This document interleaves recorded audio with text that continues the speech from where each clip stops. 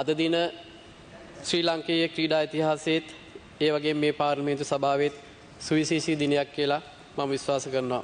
මොකද මම දන්න විදිහට ඔලිම්පියන් කෙනෙක් මේ පාර්ලිමේන්තු සභාවේ ආමන්ත්‍රණය කරන ප්‍රථම අවස්ථාව මේ වෙන නිසා ඇත්තටම ඒ මගේ ජීවිතයේ මාලද භාග්‍යයක්සේ සලකනවා. ඒ වගේම නුවරඑළිය දිස්ත්‍රික්කයේ නෝටන් බ්‍රිජ් විදුලිපුර මහාවිද්‍යාලයේ පාසල් ක්‍රීඩා පිටින් ආරම්භ කරපු මගේ ගමන ජාතික ජයග්‍රහණ ඒ වගේම ජාත්‍යන්තර ජයග්‍රහණ දක්වා ආමාවත ඔබ සැමට මතක ඇතැයි මා විශ්වාස කරනවා. ඒ දුෂ්කර ගමනේදී 1993 සිට 2006 දක්වා මා ලැබූ ජයග්‍රහණ වලින් බිඳක් මා ඔබ හමුවේ තමන්නා. මම දකුණු ආසියාතික තරගාවලියේදී වාර්තා 3ක් සමගින් රන් පදකම් 5ක්ද ඒ වගේම තවමත් නොබිදී පවතින ආසියානු ශූරතා තරගාවලිය වාර්තාවක් සමගින් එහි රන් පදක්කම් 3ක්ද ඒ වගේම ආසියානු ක්‍රීඩාවලේ පදක්කම් 3ක්ද පොදු රාජ්‍ය මණ්ඩලීය ක්‍රීඩාවලේ ලෝකඩ පදක්කම සහ ඒ වගේම ලෝක ශූරතා තරගාවලියේ ලෝකඩ පදක්කමක්ද ඇතුළුව 1996 සහ 2000 වර්ෂවලදී ඔලිම්පික් ක්‍රීඩාවල නියෝජනය කළ ක්‍රීඩකෙක් හැටියට මං ගැන කියන්න පුළුවන්. ඒ වගේම ඉතිහාසයේ මා ලැබූ ජයග්‍රහණයන් පරාජයන් ඒ වගේම මල්ලකිඩස් සංගමේ සභාපති ලෙස ලද අත්දැකීම් ක්‍රීඩාවේ අභිවෘද්ධිය වෙනුවෙන් යොදා ගැනීමට මා අදහස් කරනවා.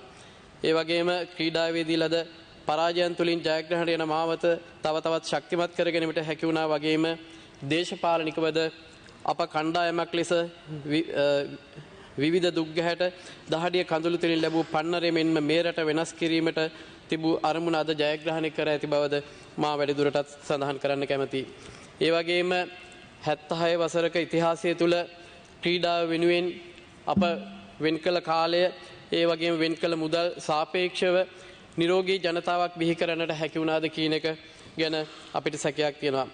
ඒ පිළිබඳව අපි නැවත සිතා බැලිය යුතුයයි මා විශ්වාස කරනවා. ගරු නියෝජ්‍ය කාරක සභා සභාපතිතුමියනි, මේ විශ්වයේ තියෙන මහා මංගල්‍ය තමයි ක්‍රීඩාවේ අපිට තියෙන එකම ඒක තමයි ඔලිම්පික් ක්‍රීඩා තරඟාවලිය. 1948 ඉඳලා මේ දක්වා අපි ඔලිම්පික් ක්‍රීඩාවලිය අපේ ශ්‍රී ලංකාවෙන් අපි නියෝජනය කරලා තියෙන්නේ 107 දිනක පමණයි.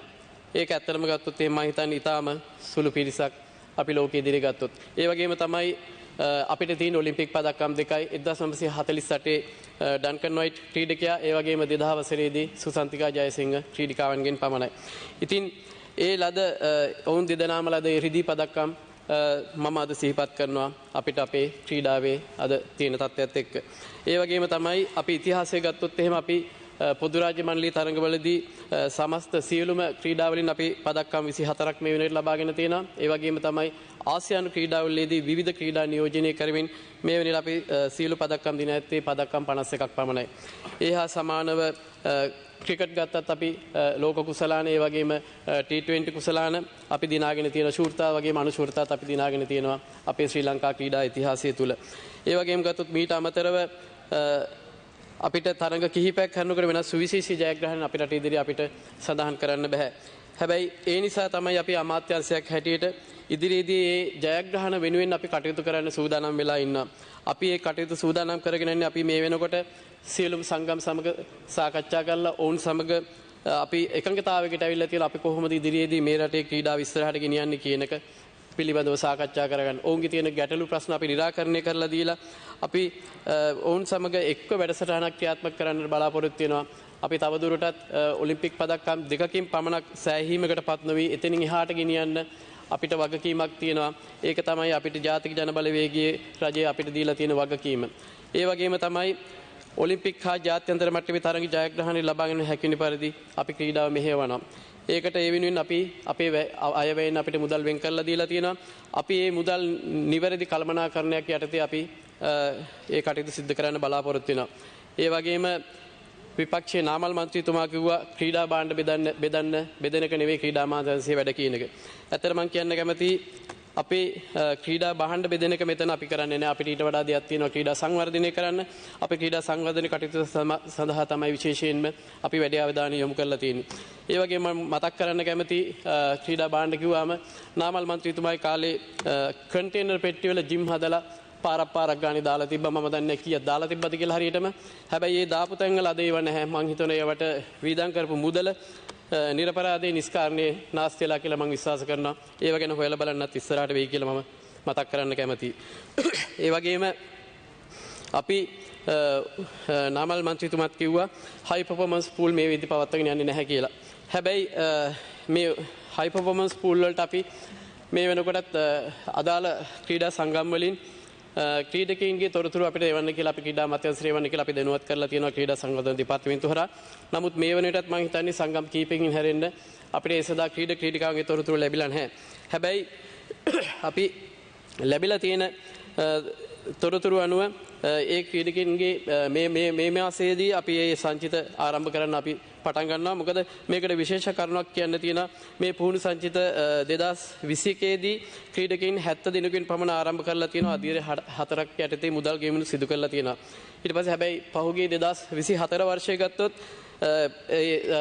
ක්‍රීඩකයින් 58 දිනක් සම්බන්ධ කරගෙන තියෙනවා මේ හයි පර්ෆෝමන්ස් පූල් එකට. ඔවුන්ගේ මම හිතන්නේ මේ වෙනකොටත් කිසිම පසුවිපරමක් කරලා නැහැ. ඔවුන්ගෙන් අපි ඇවිල්ලා බැලුවට පස්සේ ක්‍රීඩකයින් 10 දෙනෙක් පමණයි නියමිත දක්ෂතා අතරට ඇවිල්ලා තියෙන්නේ. ඉතින් අපි බලන්න ඕනේ මේ අපි මේ වගේ සංචිතපත් කරගෙන අපි ක්‍රීඩකයින් 100 200 ගත්තට වැඩක් නැහැ ඔවුන්ගේ දක්ෂතා නැත්තම්. මොකද අපි බලාපොරොත්තු වෙන ක්‍රීඩකයින්ගෙන් අපේ රටේ දෙයක් අපි ක්‍රීඩාවෙන් බලාපොරොත්තු වෙනවා. ඒ වගේම තමයි මේ ක්‍රීඩකයින් තෝරා ගැනීමේ නිර්ණායක මං හිතන්නේ ඉතා වැරදි විදිහට කරලා තියෙනවා. ඉතින් ඒ නිසා තමයි මෙවැනි තත්ත්වයක් ඇති වෙලා තියෙන්නේ. ඉතින් මේ අය අපි ඉදිරියේදී මේ සංචිත ආරම්භ කරනවා. ආරම්භ කරලා අපි නිවැරදි නිරීක්ෂණ ක්‍රමයක් යටතේ ඔවුන්ගේ දත්ත ගබඩාවකුත් එක්ක මේ ක්‍රීඩකයින් අපි ආරක්ෂා කරගෙන ඉදිරියට ගෙනියන්න අපි බලාපොරොත්තු වෙනවා. ඒ වගේම තමයි මේ තෝරාගත්ත ක්‍රීඩකයින්ට මුදල් ගෙවීම පමණක් නෙවෙයි අපි සිද්ධ කරන්නේ කලින් මුදල් ගෙවීම පමණක් සිද්ධ කරලා තියෙනවා. ඒ වගේම නේවාසික පුහුණුව ඒ වගේම ඔවුන්ගේ පුහුණුව නිරන්තර අධීක්ෂණයට දක්ෂතාව විශ්ලේෂණය කිරීම සහ ඒ පෙර සිදු දුර්වලතාවයන් මගහරා ගැනීමට අපි අදහස් කරනවා.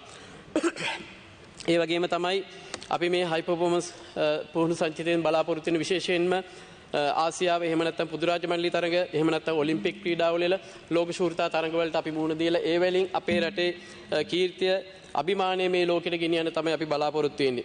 මේ සඳහා අපි විශේෂ වැඩපිළිවෙළ රාශියක් ඇති කරලා තියෙනවා. අපි මේ වෙනකොටත් විශේෂයෙන් ගත්තොත් මල්ල ක්‍රීඩාවේ හෙල්ල විසිකිරීමේ ක්‍රීඩකයින් දෙදෙනෙක් ඉන්නවා මේ වෙනකොට. ඔවුන් දෙදෙනා මේ වෙන විට ලෝකයේ අංක 1 සහ අංක 2 කියන තැන්වල ඉන්නේ. සුමේද රණසිංහ සහ රුමේෂ් තරංග කියන ක්‍රීඩකයින් දෙදෙනා.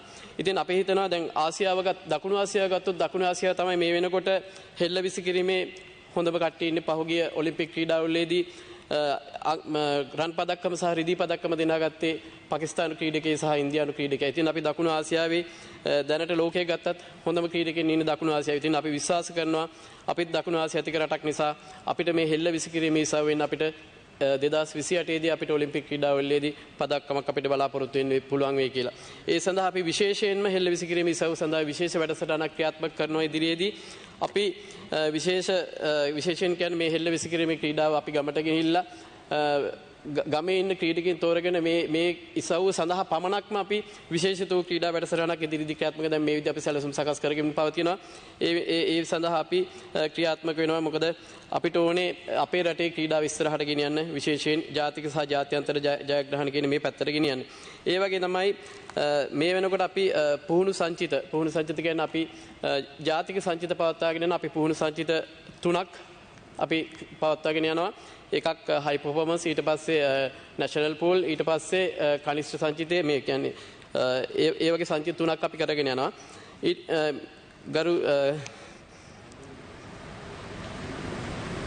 ඊට පස්සේ ජ්‍යෙෂ්ඨ සංචිතය ගැන කියනවා මේ පහුගිය වසරේදී ක්‍රීඩකයන් තෝරාගෙන තිබ්බේ 273 දෙනෙක් පමණයි ගරු නියෝජ්‍යකාරක සභාපතිතුමනි.